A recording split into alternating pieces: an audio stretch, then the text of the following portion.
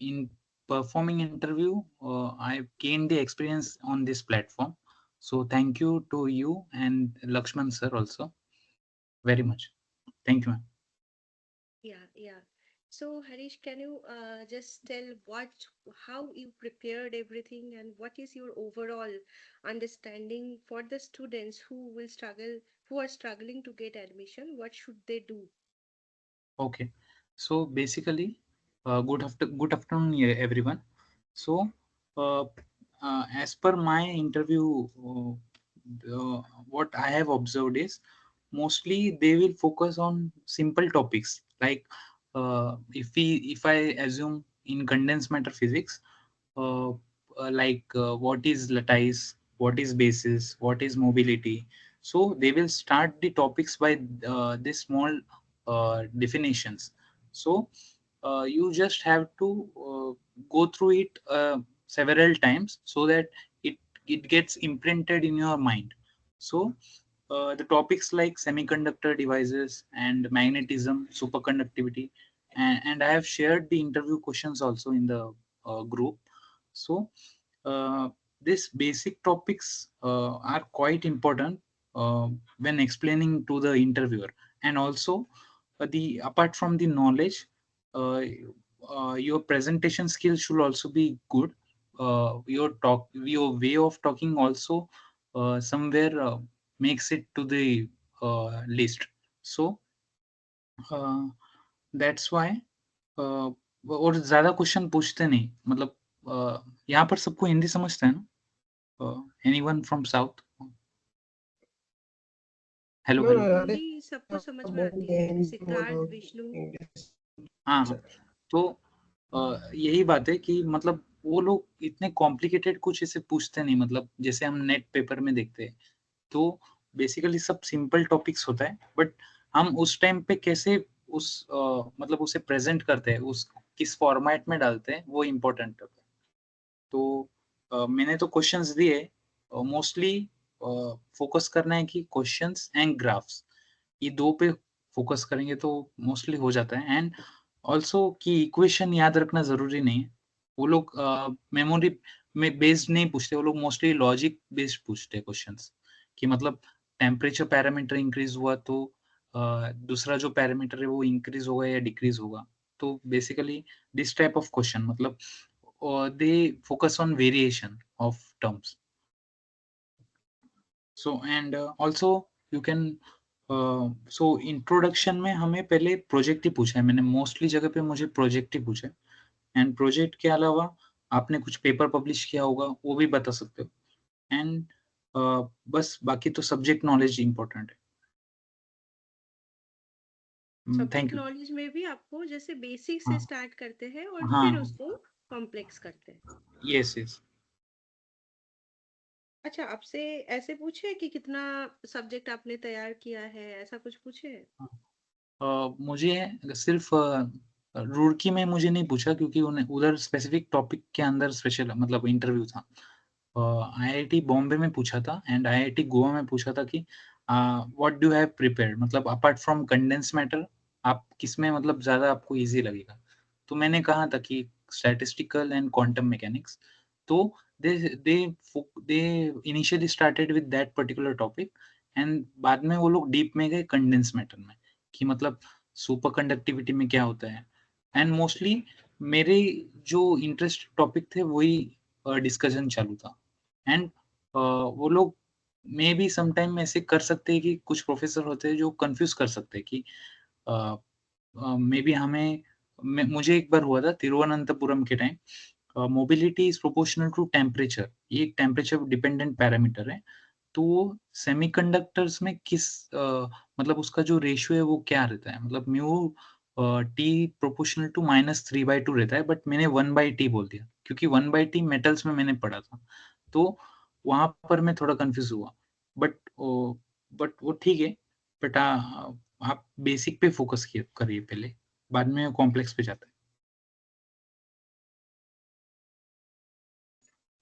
Yes, I think Harish has given a very good suggestions and also very important suggestions. तो पहला point है कि जो आपका मेन फोकस है उसको बहुत अच्छे से तैयार करो, एंड एडिशनल सब्जेक्ट्स उसके रिलेटेड जैसे 2-3 टॉपिक और आप तैयार रखो ताकि आप इंटरव्यू में बता पाओ।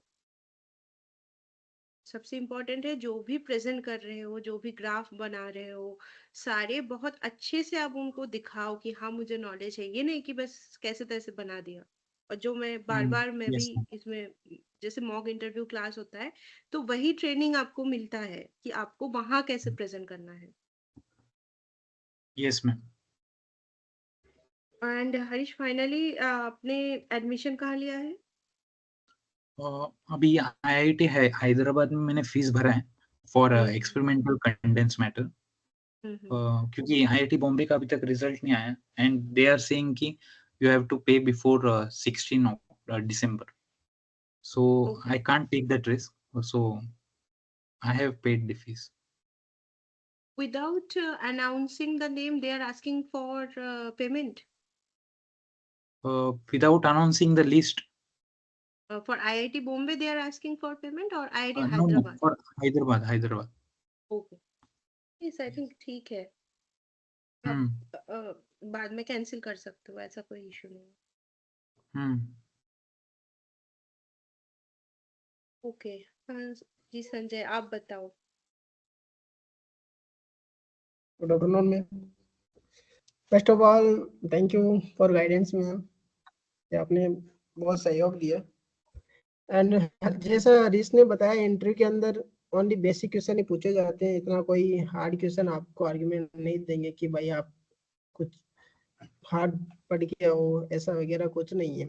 मेनली जिस डिपार्टमेंट के अंदर जा रहे हो, जैसे एक्सपेरिमेंटल कंडेंस मैटर फिजिक्स के अंदर अपन करना चाहते हैं, तो नॉर्मली बेसिक क्वेश्चन होंगे, magnetism, super conductivity, basic basic. और मैग्नेटिज्म के अंदर जो प्लॉट है, काइवर्सिटी, एमएच कर्व और हिस्टेरिसीस लूप, मोस्टली इनके जो बेसिक फंडामेंटल है वही पूछे जाते हैं।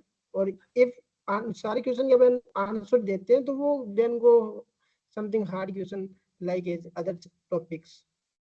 एंड मेरे साथ जैसे मैंने इंदौर का इंटरव्यू दिया था, इंदौर के अंदर जैसा मेरा कंडेंस मैटर फिजिक्स था, तो कंडेंस मैटर फिजिक्स में नॉर्मली क्वेश्चन पूछे गए थे, super conductivity, Meissner effect, type 1 type 2। And 2 round ये थे, पहले राउंड के अंदर नॉर्मली क्वेश्चन थे, सेकंड राउंड के अंदर आपको प्रेफरेंस पूछेंगे कि आपने कितनी बुक्स प्रिपेयर की है कंडेंस मैटर फिजिक्स के अलावा। तो आई विल टोल्ड कि quantum mechanics, molecular, mostly 3 book की प्रेफरेंस मांगते हैं, और तीनों बुक के नाम और पूछते हैं कि यदि अपन सेकंड राउंड के अंदर सेलेक्ट हुए हैं तो। तो उसके अंदर भी जो अपन 2 बुक बताते हैं, उसके अंदर भी नॉर्मल क्वेश्चन पुटअप होते हैं। जैसे क्वांटम के अंदर मॉडर्न फिजिक्स है, उसके अंदर कॉम्पटन इफेक्ट क्या है, फोटो इलेक्ट्रिक इफेक्ट, एंड जो 1D पोटेंशियल बॉक्स है उनके प्लॉटेड वगैरह। इसके अलावा कुछ नहीं पूछते, जो ग्राफ है वही मोस्टली पूछे जाते हैं। एंड गुवाहाटी के अंदर मेरे को कंडेंस मैटर फिजिक्स के अंदर नॉर्मली प्लॉट पूछे गए थे, जो से टेम्परेचर का ग्राफ था मैग्नेटिज्म के अंदर। एंड सेमीकंडक्टर के बारे में पूछा, PN junction diode, and normally question put up हुए।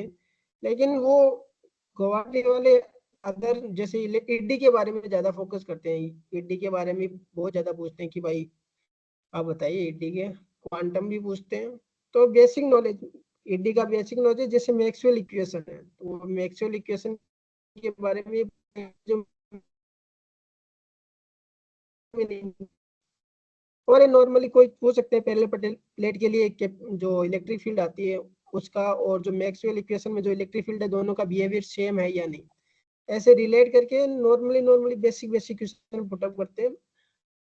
एंड रुड़की के अंदर मैंने दिया, तो रुड़की के अंदर भी जो XRD से सारे क्वेश्चन पूछे, जो जितना भी XRD का बेसिक है, आई थिंक वो बहुत इंपॉर्टेंट है, उससे बहुत ज्यादा क्वेश्चन बनते हैं। And that's it. आप बेसिक क्लियर करो, आप सबका आई थिंक इंटरव्यू क्लियर हो सकता है। जैसा मैम ने बताया अकॉर्डिंग शुरू से लेके एंड तक यही बताती आ रही मैम, बेसिक क्लियर करो, दैट्स इट।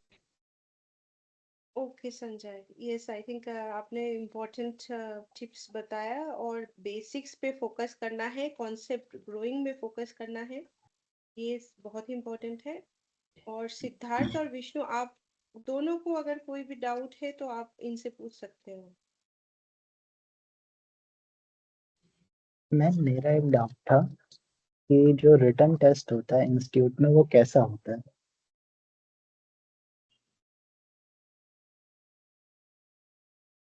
हाँ, रिटन टेस्ट भी ब्रो हेलो। एकदम नॉर्मली होता है, जैसे मैंने दिया था, इंदौर के अंदर दिया था, गांधीनगर के अंदर दिया था, हमारा जो जोधपुर है उसके अंदर दिया था। नॉर्मली क्वेश्चन पूछते हैं, कोई हार्ड क्वेश्चन ऐसे नहीं आते हैं, एकदम बेसिक क्वेश्चन आएंगे, जो गेट से भी, मैं बोल रहा हूँ गेट से भी बहुत बेसिक लेवल, जो असिस्टेंट प्रोफेसर का अपन एग्जाम देते हैं ना, एकदम उस लेवल का पेपर आता है, just as a formula type and concept type, कुछ इतना हार्ड नहीं आता है, एकदम नॉर्मल पेपर आता है, बेसिक।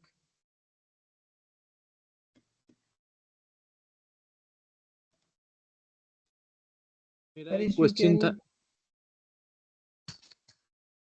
मेरा एक क्वेश्चन था कि जो क्वेश्चन पूछा जाता है तो वो एमएससी का प्रोजेक्ट पेपर के ऊपर पूछा जाता है या अलावा और कोई सब्जेक्ट के ऊपर पूछा जाता है? नहीं, इंट्रोडक्शन में आपको बोलते हैं कि प्रोजेक्ट किया रहेगा तो आप थोड़ा स्पेसिफाई कीजिए, उसका डिटेल्स बताइए। तो अगर उनको इंटरेस्टेड रहेगा तो वो प्रोजेक्ट में जाएंगे, या तो वो लोग सब्जेक्ट पे चेंज करेंगे टॉपिक। वो टोटली वो फैकल्टी पे डिपेंड करता है। कहीं-कहीं मैंने, जैसे कि आईआईटी गोवा और मुंबई में वो लोग ने प्रोजेक्ट पूछा मुझे, बट रुड़की में मुझे प्रोजेक्ट में ज़्यादा मतलब उन्होंने फोकस नहीं किया, but subject related that is nuclear and this high energy physics पे ज़्यादा फोकस किया।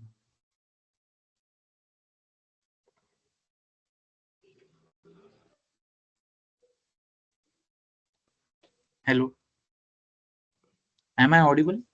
यस हाँ, यस। Yes yes sir. हाँ।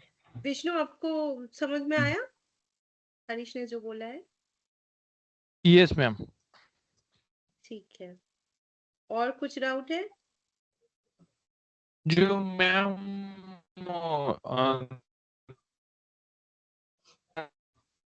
और एक एस्ट्रोनॉमी और टिप, एस्ट्रोफिजिक्स में जो होता है पीएचडी प्रोग्राम। आवाज क्लियर नहीं जी। है। एस्ट्रोनॉमी में जो पीएचडी प्रोग्राम होता है हम्म।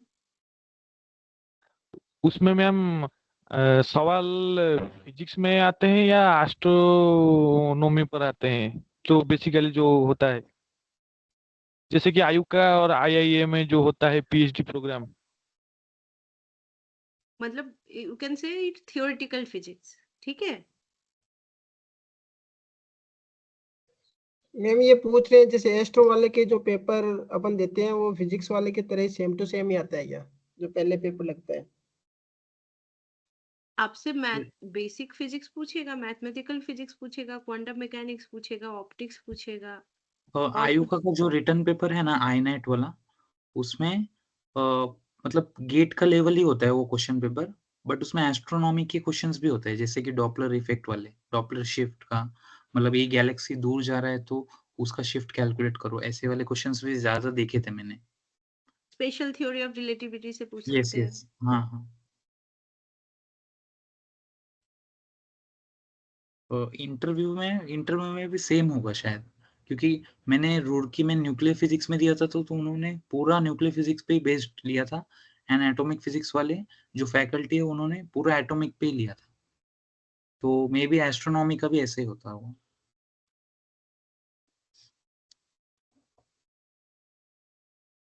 एक इम्पोर्टेंट बात आप लोगों को ध्यान रखना है कि करियर पॉइंट ऑफ व्यू से अपने उसको चूज करना है, वो बहुत इम्पोर्टेंट है। एक होता है fascination of the towards the subject, और यस। दूसरा एक ब्रॉड एस्पेक्ट होता है कि आगे का क्या। हुँ। आप अभी कोर्स ज्वाइन कर लिया, 10 साल बाद आपका क्या वैल्यू रहेगा मार्केट में, like what are the possibilities and opportunities, how many options you have available at that time. तो आप अगर थ्योरेटिकल में भी काम कर रहे हो तो always try to learn some skills like computational software development, so that कि कल को आपको एक ही बस फोकस ना करना पड़े कि मुझे बस असिस्टेंट प्रोफेसर की ही जॉब चाहिए। आपके पास ऑप्शन होगा, आप कंपनी में स्विच कर सकते हो, आप एज अ डेटा एनालिस्ट काम कर सकते हो, एज एन असिस्टेंट प्रोफेसर काम कर सकते हो, अगर आपके पास ये एडिशनल स्किल्स है। तो सिमिलरली अगर आपने एक्सपेरिमेंटल फिजिक्स में अपना टॉपिक लिया है, तो साथ में experimental and fabrication skills develop करो, ताकि कल को कोई कंपनी में भी जाके आप फैब्रिकेशन रिलेटेड जॉब आप ले सकते हो एज ए साइंटिस्ट।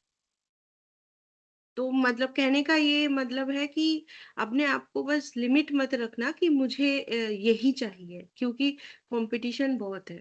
और जैसे आपका पीएचडी है, वैसे ही और बच्चे भी पीएचडी कर रहे हैं, तो आपका और उनका डिफरेंशिएशन कैसे होगा? स्किल्स से होगा। तो स्किल्स आपके पास जितना ज्यादा है, आपके पास इन फ्यूचर अपॉर्चुनिटी भी उतनी है। तो इसलिए always try to develop the skills instead of just getting the degree. आपके पास स्किल्स होगा तो आपके पास अपॉर्चुनिटी आती रहेगी।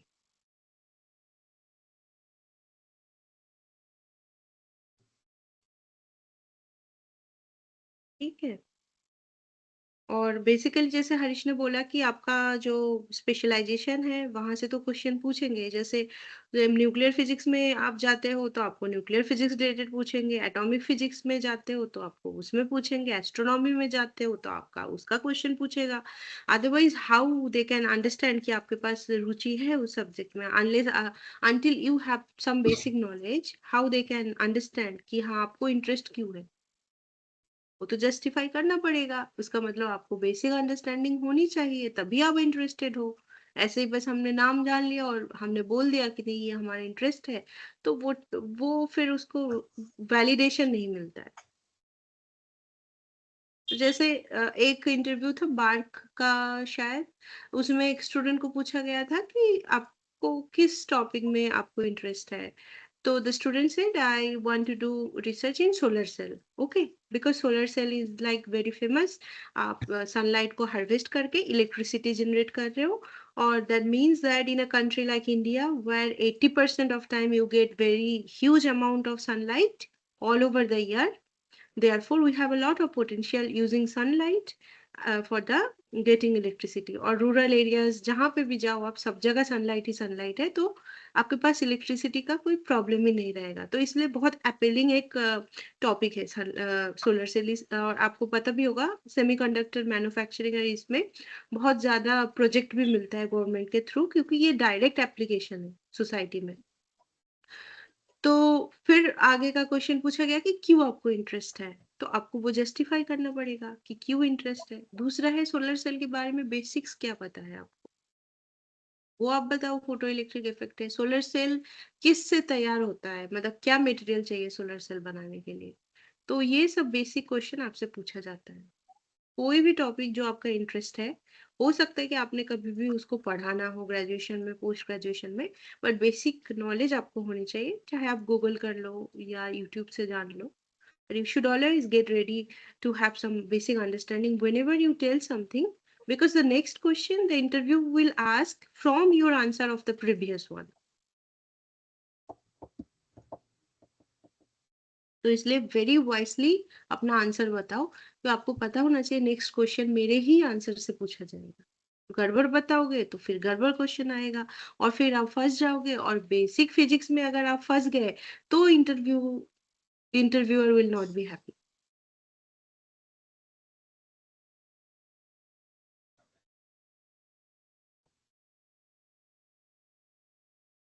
ठीक है, और कोई यस मैम। डाउट है? और एक टिप है मैम। हम्म। एक्चुअली जो इंटरव्यूअर रहता है ना, वो for example he is asking about sodium lines, और suppose he is asking about Zeeman line, so stick to that. मतलब उसी पे जो बोलना है वो बोलो। वो एनोमलस जीमन इफेक्ट, फिर पैशन, ये सब उसमें ऐड मत करो। मतलब हम कभी-कभी हम एडिशनल बोल देते हैं। मैंने 1-2 इंटरव्यू में ऐसे कर दिया, तो वो लोगों को क्या लगता है, मतलब they assume that he knows much, so they go deeper into that. So it becomes complicated somewhere. So try to stick to the point.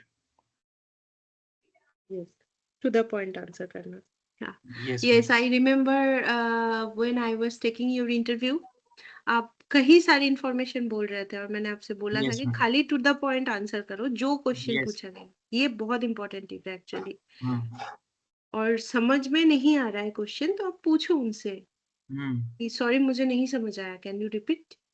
Yes, yes.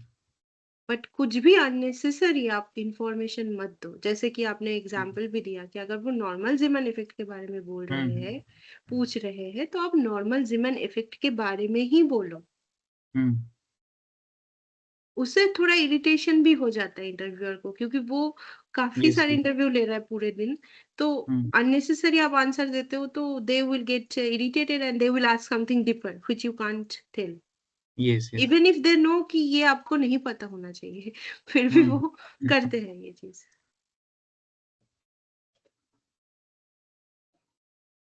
तो इसलिए मैम कनेक्शन इंटरव्यू बिठाना जरूरी है. मैम इंटरव्यू हिंदी और English language में कौन सी होती है मैम? हिंदी में बोलो, आप जिसमें भी कंफर्टेबल हो, कोई दिक्कत नहीं है. एक्सक्यूज मी जी मैम. मैम. मैंने भी हिंदी और इंग्लिश दोनों मर्ज लैंग्वेज के अंदर इंटरव्यू दिया है. लास्ट ईयर मैंने भी बहुत स्ट्रगल किया था जो फर्स्ट टाइम दिया था. एंड ऐसा कोई सीन नहीं है कि आप हिंदी में बोल रहे हो और इंग्लिश में बोल रहे हो, तो जो टेक्निकल वर्ड है ना उनको इंग्लिश में बोल दो, बाकी आप हिंदी में बोलो, उससे कोई दिक्कत ही नहीं है. मैंने सेम टू सेम हिंदी और इंग्लिश मर्ज के अंदर इंटरव्यू दिया है सबका. बिल्कुल. जैसे फोटो इलेक्ट्रिक इफेक्ट है, कॉम्पटन इफेक्ट है, ये सब तो हम इंग्लिश में पढ़ते हैं, तो उसको इंग्लिश में, ये टर्म्स, मेन टर्म्स आप इंग्लिश में बोलो, और जो एक्सप्लेनेशन है उसको हिंदी में करो, इंग्लिश में करो, तो कोई दिक्कत नहीं है. मुझे लगता है कभी कभी आप हिंदी में ज्यादा अच्छे से एक्सप्लेन करते हो, क्योंकि वो आपके मतलब बोलचाल की लैंग्वेज है, तो उस केस में आपको इजी हो जाता है उसको एक्सप्लेन करना.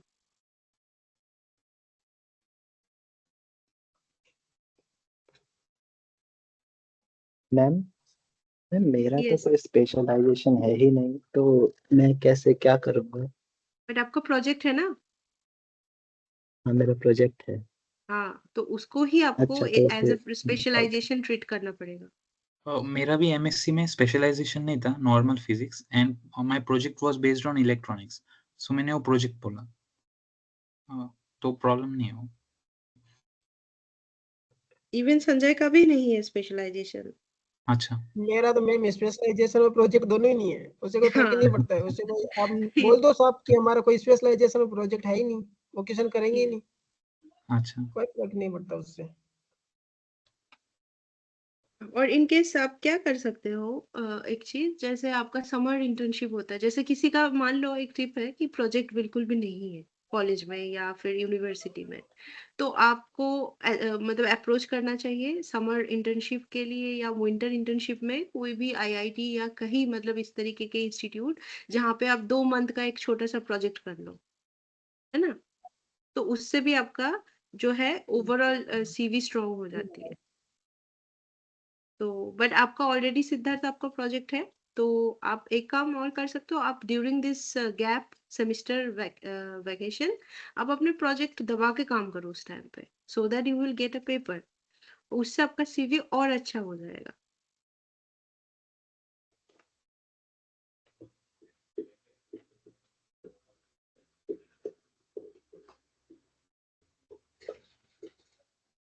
ठीक है. So I think most of the questions and suggestions have been addressed. और कुछ बचा है?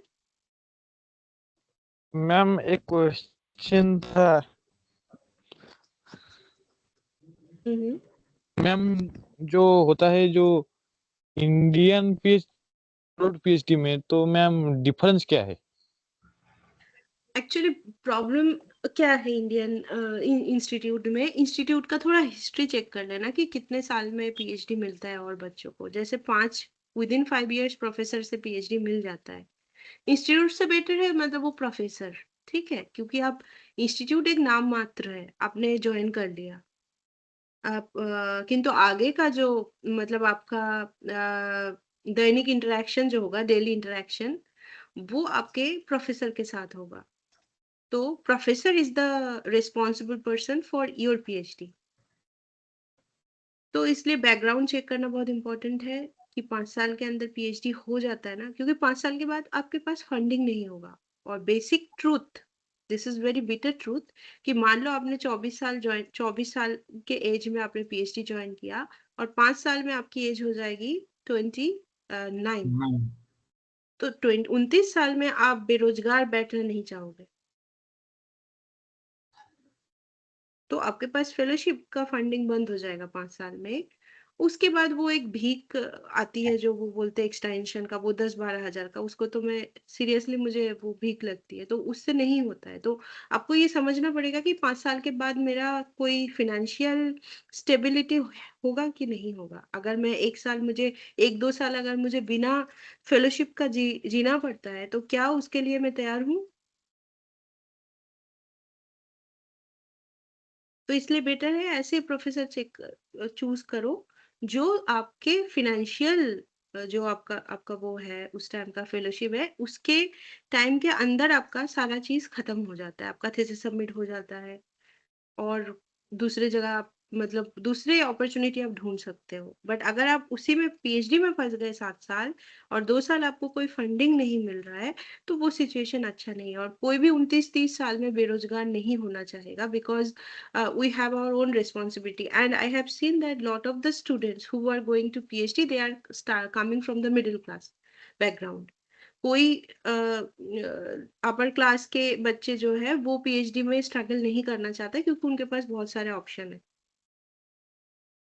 है ना। तो इसलिए ये चीज बहुत इंपॉर्टेंट है कि आप अवश्य देखें प्रोफेसर 5 साल के अंदर थीसिस का पूरा काम करा देते हैं कि नहीं। और उसके बाद आप जैसे 5th ईयर से पहले ही तैयार हो जाओ कि ये मेरा फाइनल ईयर है, इसमें मुझे अपना थीसिस लिखना है, साथ में मुझे आगे का अपॉर्चुनिटी देखना है। मतलब आप जो बहुत सारे जो प्रोजेक्ट आते हैं as RA, research associate project होते हैं, जो पीएचडी के बाद आप जो है अप्लाई कर सकते हो। फिर कुछ फेलो पोस्ट डॉक्टोरल फेलोशिप जो इंस्टीट्यूट में क्या होता है, जैसे आईआईटी में अभी पीएचडी का एडवर्टाइजमेंट निकलता है, वैसे ही आईआईटी में पोस्ट डॉक का भी एडवर्टाइजमेंट निकलता है। तो आप पहले वो चौथा साल में डिसाइड कर लो कि आपको भारत में ही रह के पोस्ट डॉक करना है या बाहर जाके 1-2 साल आपको एक्सपीरियंस करना है। और तो आपको अगर पहले से ही समझ में आया कि नहीं मुझे बाहर जाके एक्सपीरियंस लेना है, तो आपको सीवी और स्ट्रांग रखना पड़ेगा। तो आपको और अच्छे से पीएचडी में मेहनत करना है। और चौथा साल में आपका ऐसा होना चाहिए कि आपका ऑलमोस्ट 80% काम आपका हो गया है।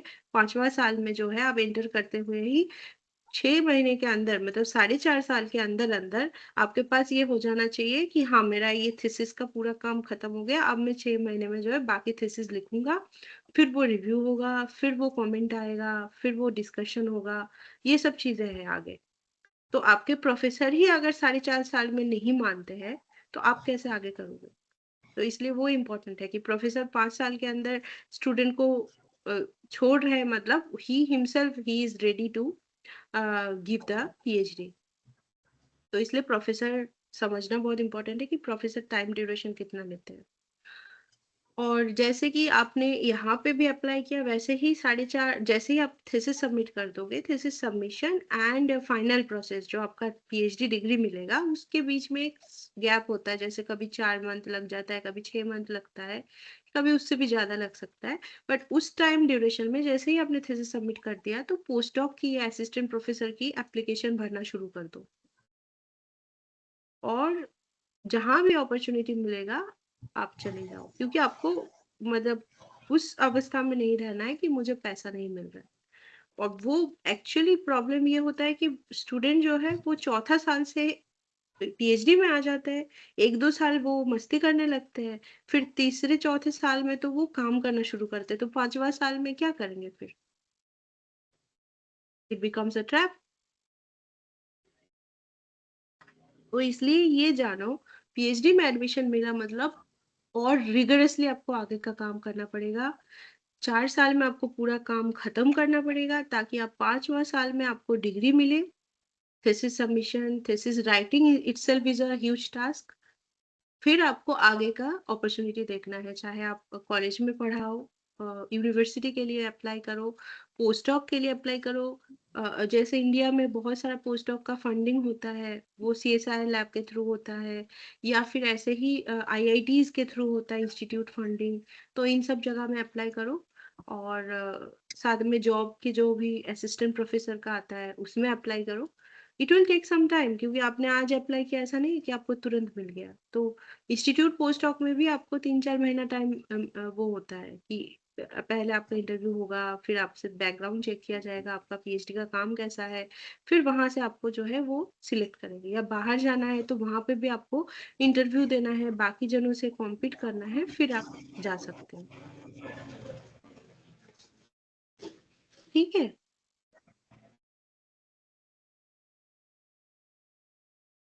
Yes ma'am. Yes ma'am. Ma'am abroad PhD में क्या फंडिंग ज्यादा मिलता है इंडिया से? देखो, इंडियन रुपए में तो PhD में इंडिया में अच्छा मिलता है, क्योंकि हमारे पास इतना खर्चा नहीं है इंडिया में, है ना। तो जी मैम। अब्रॉड में क्या है कि आपको उनके पैसा, मतलब उनके हिसाब का पैसा जितना हमारे इंडिया में मिल रहा है उतना ही मिल रहा है, but due to the currency difference, जैसे मान लो आपको 2000 यूरो मिल रहा है, ठीक है, आपका 1000 यूरो खर्च हो रहा है और 1000 यूरो सेव हो रहा है। अब 1000 यूरो को जब रुपीज में कन्वर्ट करोगे तो वो 80,000 आई थिंक ऐसा कुछ हो जाएगा। तो आपका 80,000 सेव हो गया। बट यहाँ पे अगर आपको 60,000 मिलता है तो मान लो आपके पास 15 से 20,000 आपका खर्चा है। अगर सिटी में, मतलब दिल्ली जैसे सिटी में रह रहे हो, तो आपको 15 से 20,000 खर्च होगा, क्योंकि यहाँ पे किराया ही ज्यादा है। 6-7 हजार तो किराए में लग जाएगा। और सब कुछ मिला के मैं एक्सट्रीम बोल रही हूँ कि 20,000 मान लो खर्च हुआ, तो 30,000 आपका सेव हुआ। तो ये सीन है कि आपका वहां वो एक्सचेंज में आपको पैसा ज्यादा मिल जाएगा। और दूसरी है कि आपके जो ड्यूरेशन है PhD का, वहां पे थोड़ा स्ट्रिक्ट है कि आपको 3 या 4 साल के अंदर PhD खत्म करना है। तो वो ड्यूरेशन अननेसेसरी आपको वो है कि मेरा खींचेगा नहीं ड्यूरेशन।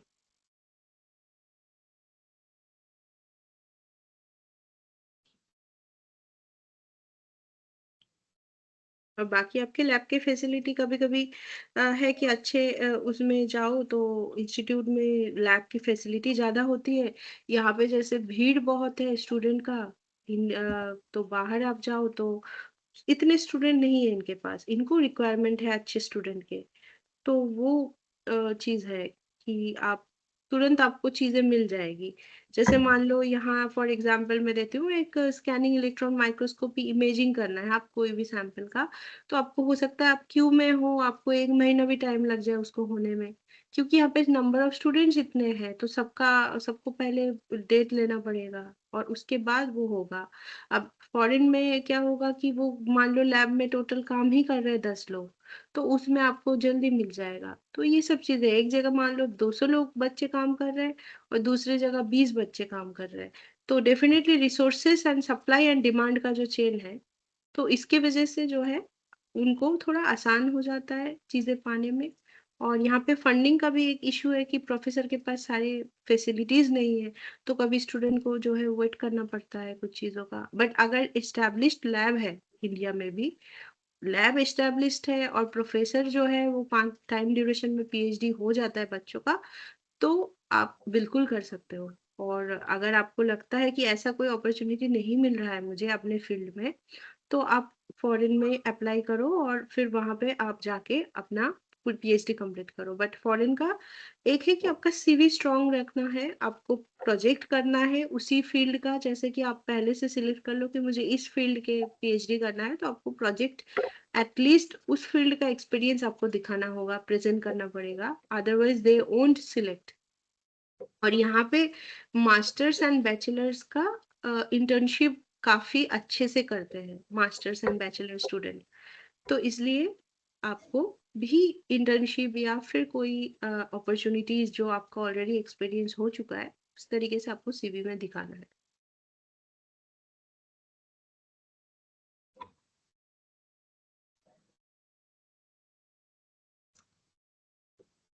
ठीक है।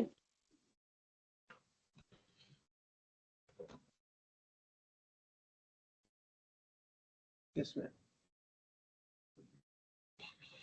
और कुछ डाउट है?